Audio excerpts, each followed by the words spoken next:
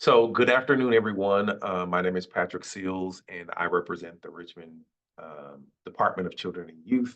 And you all are here because you have been solicited and agreed to serve as reviewers for the Richmond Fund for Children and Youth uh, um, grant, which will be a 3-year term from 25 to 27.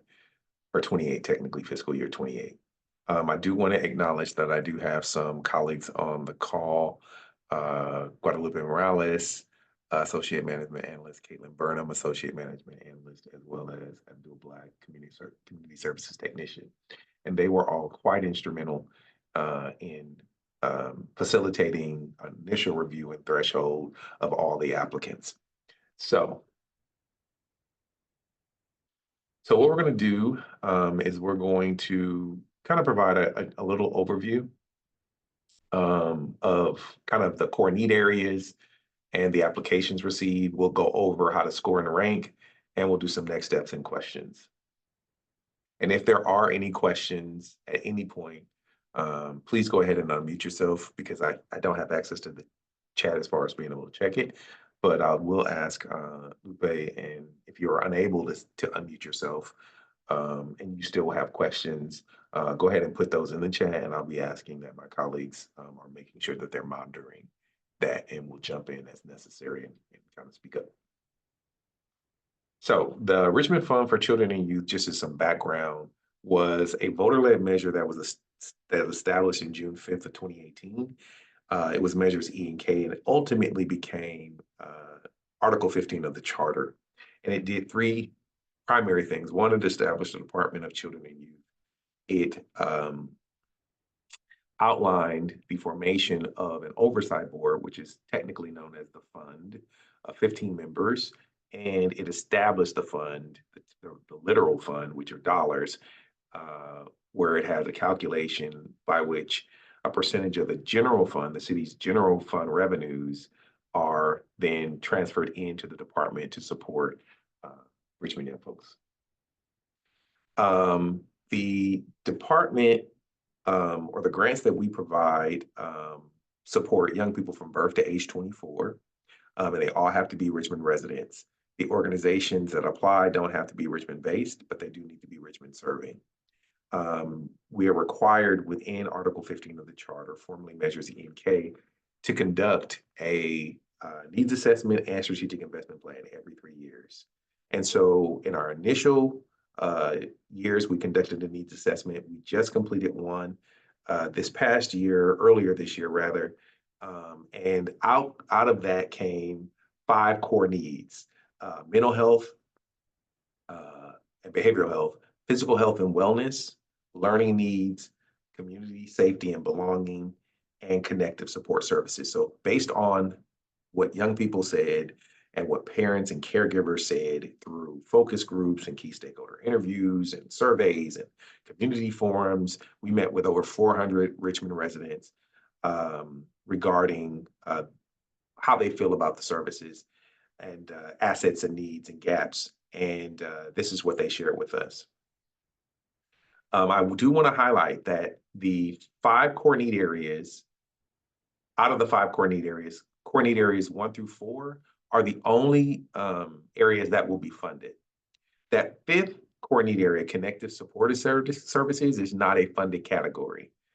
Those connective supportive services are integrated within the application. And so you will see, as you read through the application, that there is a question about their provision of connective supportive services. And that includes meals, transportation, referral services, as well as 2-generational services. So that means not just supporting the young person, but also how is it that these organizations and nonprofits can support their caregivers and guardians. We'll also talk about some of the priority area information with regards to the application, which is the narrative, priority populations, outcomes, and indicators. So Of the 4 funded core need areas, we are going to be giving out about $6.3 million. Here is kind of the breakout of how we propose we're going to be spending those dollars. You can see that 30% of that 6.3 we're intending to fund in mental health and behavioral health, 20% in physical health, 30% in learning needs, and 20% in community safety and belonging. And these aren't rigid or set in stone. These are just some parameters that highlight where we're going to emphasize funding based off of our needs assessment. So with regards to the organizations that have submitted applications, here's some information about them as far as our review. So they don't need to be located in Richmond, but they do need to be serving, again, Richmond and or North Richmond, and they need to be located within proximity to Richmond is what the measure or the charter says. And we define that within a 15-mile radius of the city hall. The organizations, certain organizations, especially government organizations, have to demonstrate collaboration to apply. And what that means, or what that can include, is that they are providing joint delivery, planning, they're serving as equal partners in decision-making and implementation. They also had to take into account youth voice. So they are going to have to speak to how they're incorporating feedback from young people with regards to program design and implementation. And finally, they need to be youth-serving organizations. They need to be they're public agencies or nonprofits operating as a 501c3. And given that they're not, they need a fiscal sponsor with current 990s, as well as being good standing with the Secretary of State and California DOJ. We give you all of this not as a way of something that you're going to evaluate. The fact that you've got the applications means that everybody has met our minimum requirements. So you don't have to go through and determine, oh, is this organization this, or do they meet that requirement? We've already done that. Everybody that you've got in your folders has met the minimum requirements. Your job is really just to evaluate the quality of their writing and their program design, et cetera. Organizations are bundled into 3 category or application types, those that are small and emerging. So those are organizations whose annual budgets are under $250,000. Then there are single agencies, those organizations with budgets over $250,000.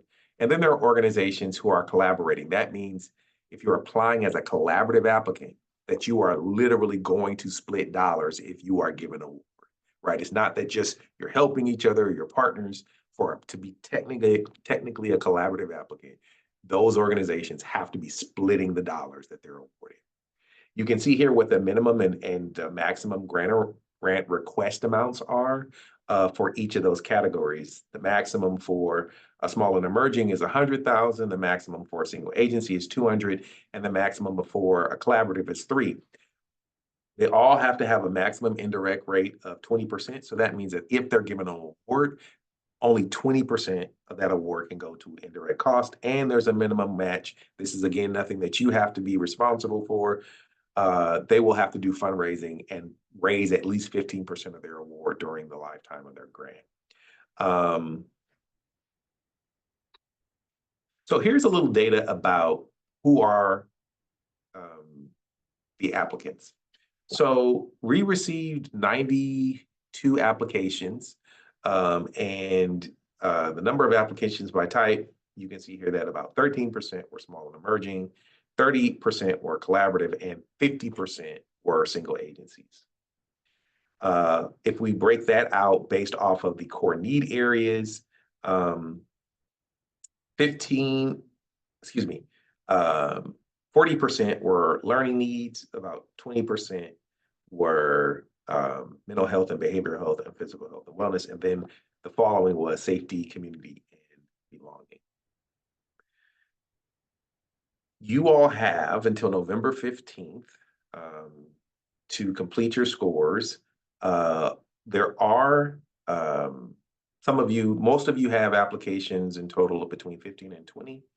And then we've hand selected some of our super scorers to review about 35 applications. So this is kind of the flow or sequence of how we go from application to approval and award, right? City staff has already reviewed these applications for threshold. You are the review committee to review and score proposals. We will average those reviewer scores and they'll be ranked based off of those scores. We take your scores and rank the organizations, and we take those organizations to the oversight board, who will make a final recommendation to city council, and city council will ultimately finally approve. So I just want to pause there. That was all background. I don't know if there are any questions or comments. All right, great. Lupe, there are no questions or chat or No, anything? we're good. So let's talk about what you've got and what you're being asked to do. So you all have a proposal narrative. The proposal template is limited to 12 pages. They have 10 in words, but 12 no, per. I want to talk to somebody after this. But it's 12 pages. And if an organization goes over 12 pages, somebody might say, well, what happens if I open up an application and it's 17 pages? Well, then you as a reviewer have the prerogative to score that organization down. Well, how much? That really is up to you, but they should be scored lower, right? Because the majority of the organizations are following directions. And so there's a lot of latitude and autonomy you have with regards to scoring, right? So the organizations have a proposal. This is the first page of that document. And it will include budgets and resumes and descriptions of their work. And there are also some appendices. So you may see resumes, you may not. Some people decided to include resumes. There are organizations who didn't. They might very well, in the body of the proposal, have shared the details and the qualifications of the staff or contractors, vendors that they've hired to support their program. But you may see resumes. You'll also have some demographic information. So this is a demographic table. This is something that you'll see. People are going to be asked to describe the number of young people that they're going to serve, all Richmond residents. They have to be Richmond residents, unduplicated. And we want to know, of those hypothetically 100 young people, how many of those are going to be of a certain ethnicity and within a certain age group. Also, we want to know what is the gender identity of the young people that you're going to serve, as well as what is the residential zip code of the young people that you're serving. We also ask, it is not highlighted here, what the priority populations. So our charter outlines priority populations, which include foster care youth, immigrant youth, Black, Latinx, LGBTQ plus, young people that are impacted via the justice system, those in foster care, et cetera. So they will also outline the percentage of young people that fit within those categories. You'll also see an activities projections table in your packet. And here they will list the name or the elements, the programmatic elements of their entire program. And they will select, there'll be some drop downs, and we'll know the number of sessions, the average number of participants, the length of time, and a description. So the direction here is that there is a bit of redundancy with regards to their application. So what you'd like to see is that what they tell you in the proposal narrative is replicated in the demographics table as well as the activities and projections table. So if I'm reading an application and it told me that they were going to support 50 kids, and then I get here and they're saying 25 kids, that is confusing. And we're not going to go back and ask them which is right, right? Again, this is your autonomy as a reviewer. You might want to score them down because it's confusing, you're unclear. Again, this is about you making a decision. If it's very clear that these things overlap and it's a strong proposal, you feel good about it, this lends strength to the proposal and they should be marked up. On their activities table, they'll also tell you some information around the number of weeks and days and the hours and the location. They'll also have a budget or program budget. So this document really speaks to, hey, here's what we're going to do, right? And this is what we're requesting from the Department of Children and Youth, or the Richmond Fund for Children and Youth. And so the bottom section of this proposal will list out different categories. Some might say salaries, they might say supplies, they may say food, it could be transportation, it could be a lot of things that they list, and they'll list in the RFCY request, they might very well list hypothetically that for transportation, they want $10,000 from the fund. But if you move over to that third column, total project budget, it might actually be 20,000, right? So what they might be requesting is 10,000 from us, but it takes actually 20,000 overall. And then it should be a slight description of what salaries mean. So they may list out the job classifications for transportation. They may say contract with um, uh, bus company, any name or vendor of transportation. For supplies, it could very well list papers and pencils and administrative supplies, as well as art supplies, given the project. So these are the major components that you will have at your disposal when evaluating or scoring these proposals. The program summary is not scored, but the agency history capacity will be scored at 20. The program design is 35. That's the major component, right? The program design. So you want a lot of detail there. Outcomes and impacts is 25, and then the required resources or budget request is 20 for 100 points.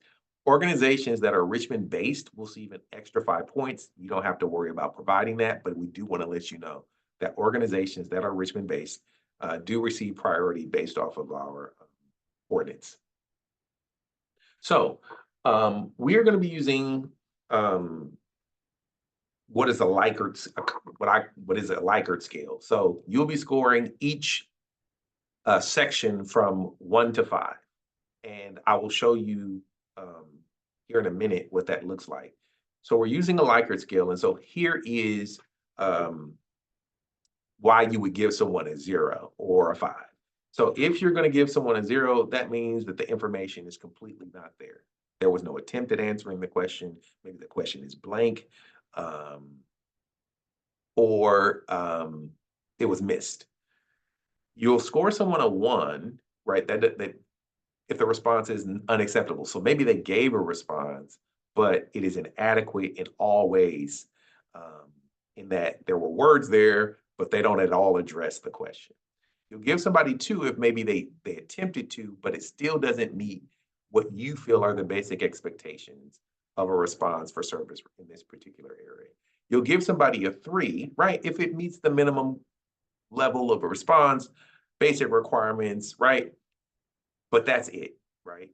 You'll give somebody a 4, right, if it exceeds that minimum requirement and it's sound and it's probable and it feels like it can achieve reasonably some of the objectives. And you'll give someone a 5, right, if it meets all the requirements and it far exceeds the expectations, it is extremely strong, well thought out, maybe creative and innovative in a way. It takes into consideration things that maybe some of the other applications don't, with regards to providing service for whatever particular core need area. And there will be a multiplier. So what I'm going to do is I'm going to stop sharing this and I'm going to share something else with you.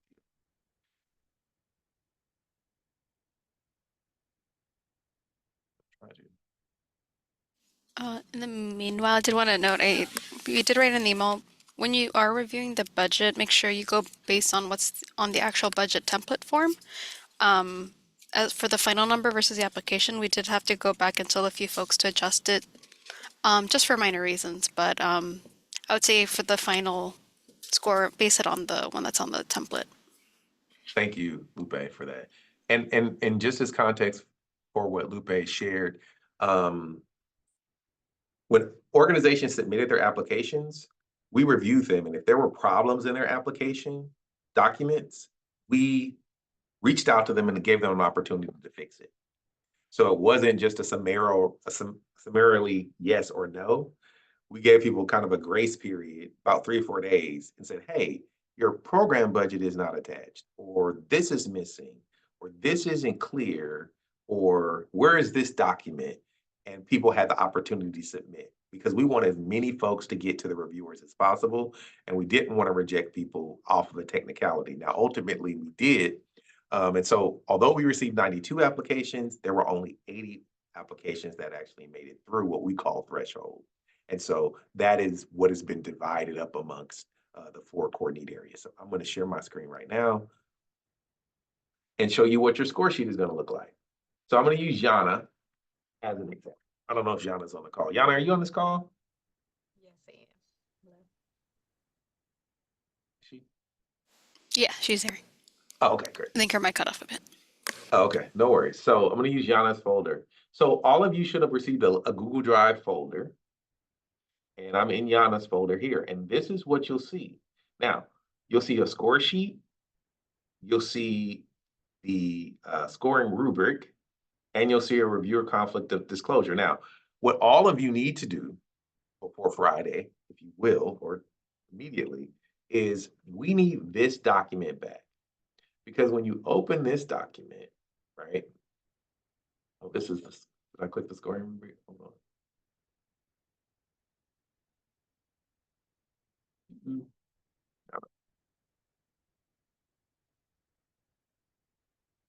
Here we go.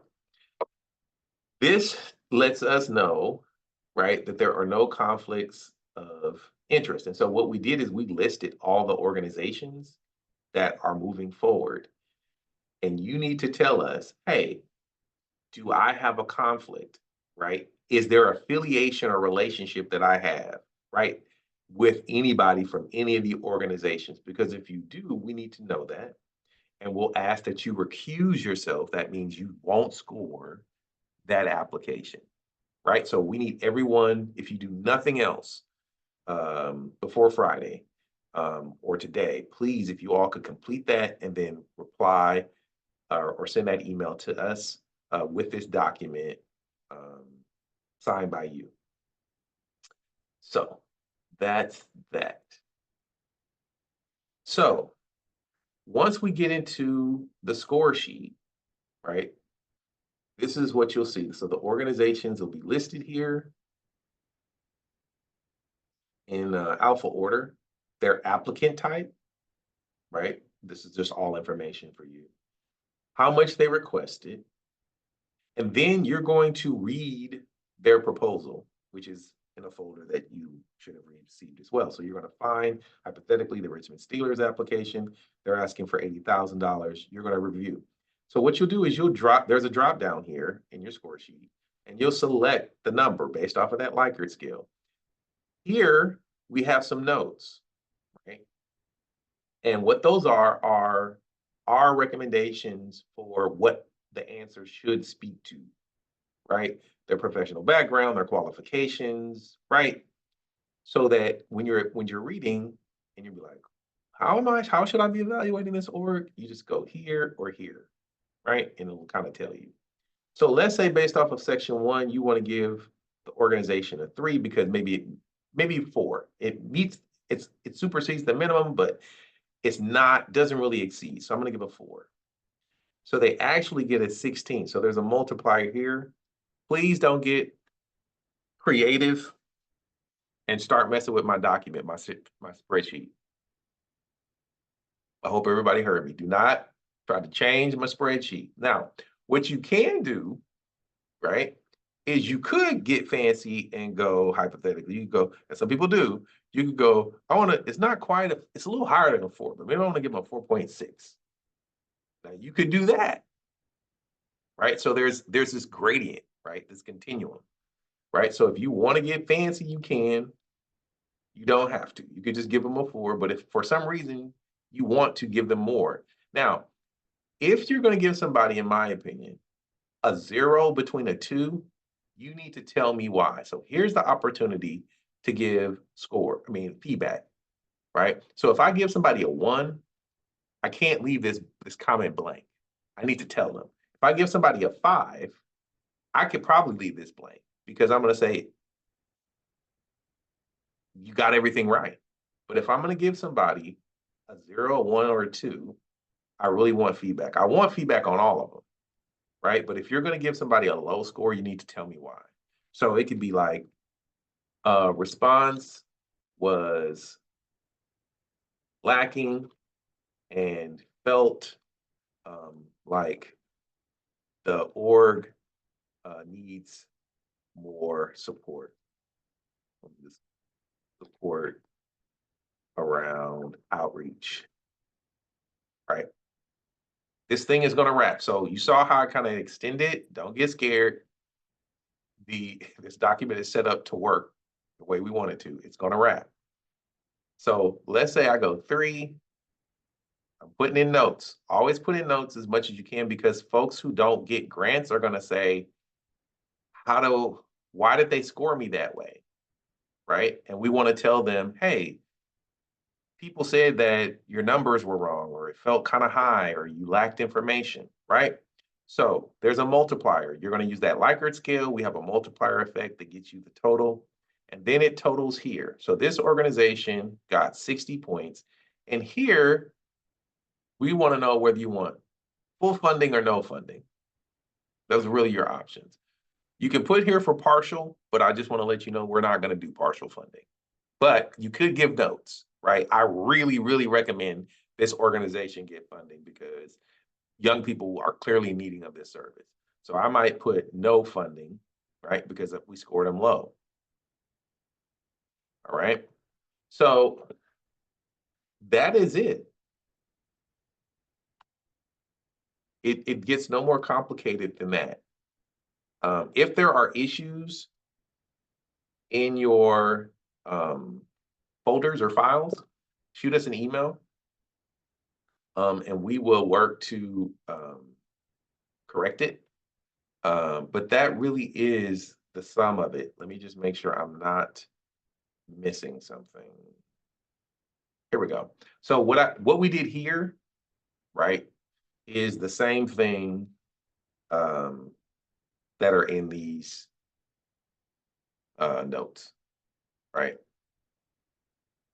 So if you hover for section 2, we want a clear and specific outline of the proposed services, frequency of the program, number of clients, etc.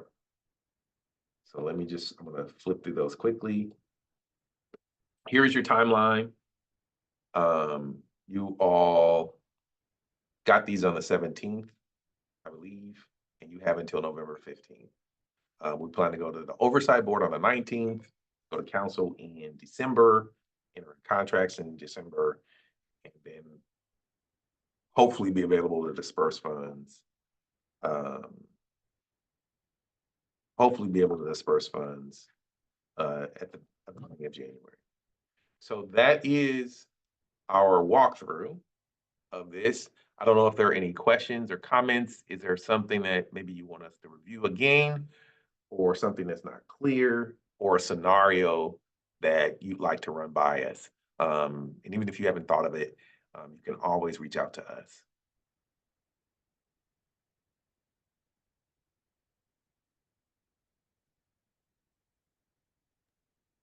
Can I I get a don't thumbs have any up or questions, okay? Patrick. I probably will in the midst of it, but this was very helpful just to kind of get a good idea of what we're going to do. Thank you, Fred. Yeah. Fred gave me a thumbs up. I know if Fred gave me a thumbs up, I'm doing good. So yes, and so we recorded this. We'll share it, and if there are any issues, you can always, thank you, Italian Chief Rincon. You can always call us. If you're in the building, you can come see me. You can shoot us an email and say, hey, Pat, I read this. This is what they said. This is what I'm thinking. What do you feel? Like, can I do that? Can I score them this way? All of those iterations, please do reach out to us. But the most important thing is that you complete that conflict of interest form. So go ahead and look at the list, and please sign and date that and get that back to us as soon as possible. And if there is a conflict, or you know the conflict, please recuse yourself from that application. I do want to thank everyone for their support with this project. And you have Caitlin Burnham, the newest member of the RFCY team, to thank for the fact that we are going to provide, I think we're going to do $45 gift cards to everyone that reviews. We just want to say thank you. It can't repay you for your time, obviously, because you guys are going to spend some hours. But we do want to just say, as a token, that we appreciate you all because you did not have to support us in this way. And we are extremely grateful that you have decided to. And the organizations that get funded are going to be very grateful to you for reviewing their applications and scoring and ultimately making it possible that they place high enough to receive funds. These organizations that get this grant are going to have it for 3 years. So whatever award they get, they're going to get that money annually for 3 years. So if they get a $200,000 grant, they will get $200,000 from us every year for 3 years for 200. So that ends up being 600,000 at the end of 3 years. If an organization gets 300, they will get $900,000 at the end of 3 years. So we're making substantial investment here. And the reason we're not doing partial awards is because we want to see what organizations get done when we give them what they ask for. We don't want to nickel and dime people, right? You say you need $150,000 to impact 250 kids. We want to give it to you, so you do, versus cutting you short and trying to line by line you. Either you're good enough to fund or you're not. And that's now my approach. Either you're worth funding fully or you're not. So we wanted to keep this at half hour. We're a little over that, but if there are no more questions, we appreciate everybody listening while you're driving, while you're working, drinking tea, on a walk. We appreciate the fact that you just decided to pop in. And again, we're super grateful for your willingness to read and score. And we will make sure that all of the folks that do complete and review and score are going to get that special gift from us. I feel like I'm on PBS doing a drive. You'll get that Michael Bublé CD and canvas tote from us for your donation. Anyways, if there are questions, please pop in because we could not do this without you. Our phones are ready. And we're going to go back to our show, Michael Bublé on the second set. If there are no questions, y'all carry on. Have a good day. Have a good weekend. And have a good time reading all these applications because we need you to. Y'all know how to reach us, so please reach out. So thank y'all. Cool. Thank you, everybody. Bye. Yeah.